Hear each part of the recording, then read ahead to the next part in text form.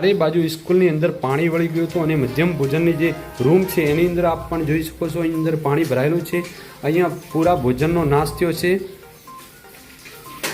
જે આપ જોઈ શકો છો મધ્યમ ભોજનનો જે છે એની અંદર પણ પાણી અંદર આવી ગયું હતું. એની અંદર જે અનાજ પડ્યું હતું, બાળકોનું જે મધ્ય ભોજન પડ્યું હતું એ પણ એક નાશ થયો છે. તમે જોઈ શકો છો જે પાણી અંદર જવાના કારણે બધું ચોખા ઘઉં એનો નુકસાન થયો છે. આપ પણ જોઈ શકો છો એની અંદર પાણી પણ વળી ગયું છે. મધ્યમ ભોજનનો જે રૂમ છે રૂમની અંદર પાણી આવી ગયું હતું. આ સ્કૂલની અંદર તમે જોઈ શકો છો પાણી અંદર ઘૂસી ગયું હતું. તો આ બાળકોને સમયસર ત્યાંથી સ્કૂલમાંથી ઘરે મૂકવામાં આવ્યા હતા.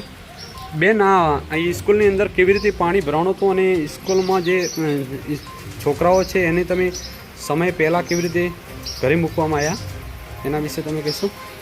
અહીંયા પાણી છે પાછળથી બધે અહીંયા સ્કૂલમાં આવે છે. આખું અહીંયા ભરાઈ ગયું હતું.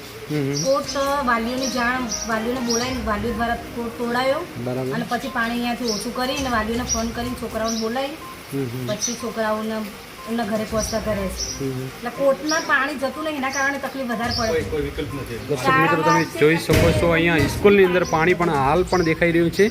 ચારે બાજુ પાણી ભરાઈ ગયું હતું. એના કારણે બાળકોને છુટ્ટી આપવામાં આવી છે. તમે જોઈ શકો છો ચારે બાજુ પાણી ભરાઈ ગયું છે. મધ્યમ ભોજનની જે કહે છે એની અંદર પણ પાણી ભરાયેલું છે. સામે પણ સ્કૂલ તમે જોઈ શકો છો એની અંદર ફૂલ પાણી ભરાઈ ગયું હતું.